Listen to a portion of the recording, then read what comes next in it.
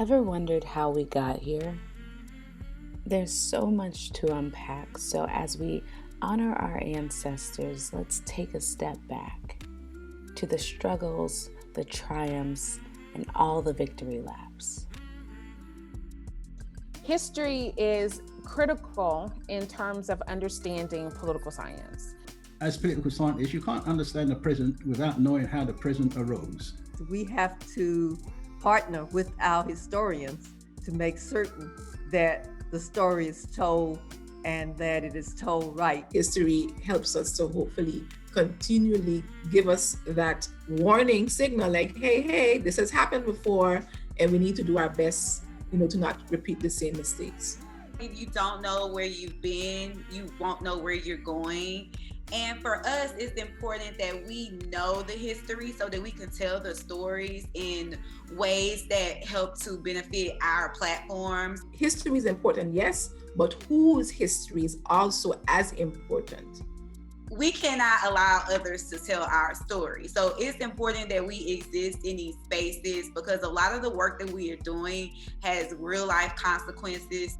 Historically, Black political scientists were not, I would say voices were not heard in the same way as white political scientists. There are narratives that simply aren't true, and we need more professors in the discipline of political science and history to change those narratives. Stories of double consciousness. Double consciousness, as Du Bois puts it, essentially means, how we understand ourselves as Black people through our own unique lens versus how we understand ourselves as Black people kind of through the lens of white America. I also think it's important to understand the history of NCOBPS.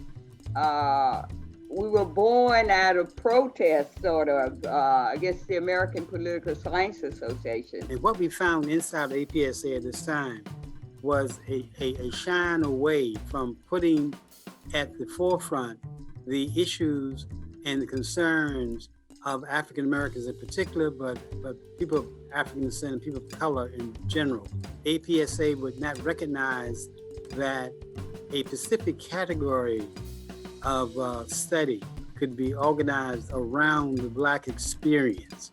And therefore, there were those within the organization who felt that in order to get this kind of scholarship out and to move forward, they have to leave APSA, which was very, very resistant to talking about the Black experience.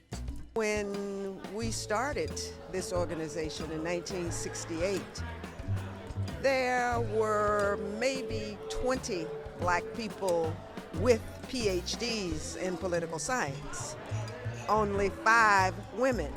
Now we don't even know the number because most of the people here have those degrees. When NCOBPS was founded, it was largely founded among members who were at historically Black colleges and universities. And we now know that many more of our members are at predominantly white institutions.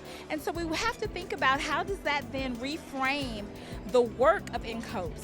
Not necessarily the mission, because the mission remains the same. For those who don't know, there's beauty in resistance, and it's manifested through the work and responsibility of Black political scientists.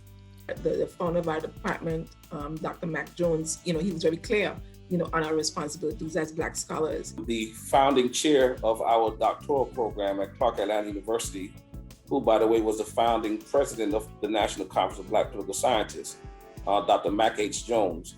Many of us hold very dear to our hearts his important contribution to the discipline. And he's written extensively on what ought to be the responsibility of the Black political scientists to the community. As political scientists, we're scarce resources of our community. And so we need both to understand and be the voice of our people's struggle. We need to be the chroniclers of our people's struggles. In addition to understanding a certain kind of reality, it is the responsibility of the political scientists to the Black community to offer solutions, and to offer solutions that are grounded in the unique experiences of Black people in that given space. Black political scientists matter because we have a unique perspective.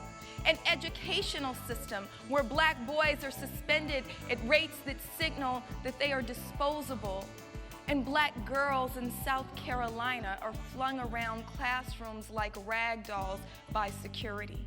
We need more colleagues as well as students to pursue PhDs so that they can, challenge the system.